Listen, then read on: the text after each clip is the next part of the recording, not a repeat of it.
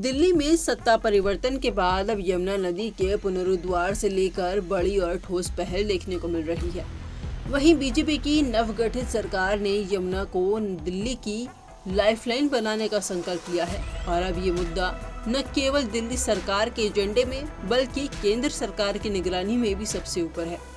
वहीं मुख्यमंत्री रेखा गुप्ता ने हाल ही में प्रधानमंत्री नरेंद्र मोदी और गृह मंत्री अमित शाह से मुलाकात की, जिसमें यमुना नदी के विकास को लेकर लंबी और महत्वपूर्ण चर्चा हुई। इस बैठक में यमुना को रिवर फ्रंट के रूप में विकसित करने और नदी की सफाई पुनर्जीवन से जुड़े मुद्दों पर विस्तार से मंथन हुआ। वहीं दिल्ली में यमुना का लगभग 22 किलोमीटर लंबा सफर है, पल्ला गांव से शुरू होकर जैतपुर तक, लेकिन दुर्भाग्यपूर्ण स्थिति ये भी है कि वजीराबाद से ओखला तक यमुना मृत नदी के रूप में जानी जाती है। इस हिस्से में डिजॉल्व ऑक्सीजन बिल्कुल शून्य हो जाती है, यानी जीवन बिल्कुल असंभव है। 22 में से 18 नाले बेहद गंदे हैं और प्रदूषित पानी को यमुना में उड़ेलते हैं। नजफगढ़ नाला सबसे बड़ा और सबसे ज्यादा प्रदूषण फैलाने वाला नाला है। यमुना को जहर बना चुका है ये नाला। इसी गंभीर स्थिति को बदलने के लिए अब दिल्ली सरकार और केंद्र सरकार मिलकर एक्शन मोड में आ गई है।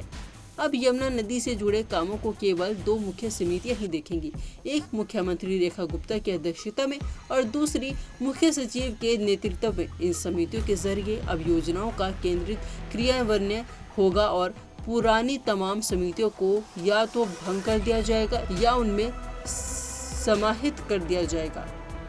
दिल्ली में बीजेपी सरकार बनने के बाद यमुना को लेकर 3 बड़े फैसले लिए गए हैं। पहला फैसला, सीवेज इंफ्रास्ट्रक्चर सुधारने के लिए 1500 करोड़ की योजना। दिल्ली में अब 40 नए सीवेज ट्रीटमेंट प्लांट्स बनाए जाएंगे ताकि गंदे नालों से सीधे यमुना में गिरने वाला प्रदूषित पानी पहले से साफ हो सके। दूसरा फैसला, अहमदाबाद के साबरमती रिवर फ्रंट मॉडल पर यमुना रिवर फ्रंट का विकास। इस परियोजना के लिए साबरमती रिवर फ्रंट बनाने वाली संस्था से 7 कॉन्ट्रैक्ट भी किया जा सकता है। इसमें 25 हेक्टेयर में से एक भव्य रिवर फ्रंट तैयार होगा, जिसमें central piazza, topiary park, shopping centre और प्रोमेनेड बनाए जाएंगे। इसके अलावा आईटीओ के पुराने रेलवे ब्रिज तक आसित ईस्ट और वेस्ट, कालिंदी अविरल, कालिंदी बायोडाइवर्सिटी पार्क और दिल्ली मेरठ एक्सप्रेसवे के पास बांसेरा एक बांस थीम पार्क का निर्माण हो रहा है। वहीं तीसरा फैसला, यमुना में फेरी और क्रूज सेवा शुरू करने की योजना चल रही है। सोनिया विहार से जगतपुर तक करीब 4 से 7 किलोमीटर लंबी ये जल यात्रा सेवा साल में 270 दिन चलेगी।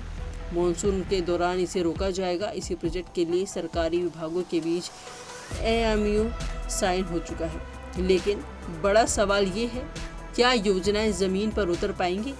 क्या वजीराबाद से ओखला तक यमुना में फिर से जीवन लौटेगा? क्या दिल्ली वाले यमुना को देख पाएंगे जो कभी धार्मिक, सांस्कृतिक और प्राकृतिक दृष्टि से पूजनीय मानी जाती थी? यमुना बायोडाइवर्सिटी पार्क जैसे प्रयासों से ये उम्मीद जरूर जगाई है कि अगर इच्छा शक्ति हो तो यमुना फिर से जीवनदायिनी बन सकती है। दिल्ली में यमुना नदी भले ही केवल 2% हिस्सा कवर करती है, लेकिन 80% प्रदूषण यहीं पर होता है। अब समय आ गया है कि हम यमुना को फिर से संवारें, सजाएं और जीवन लौटाएं। नई सरकार के इन फैसलों से उम्मीद जरूर बनी है, लेकिन निगरानी और जिम्मेदारी दोनों जरूरी है।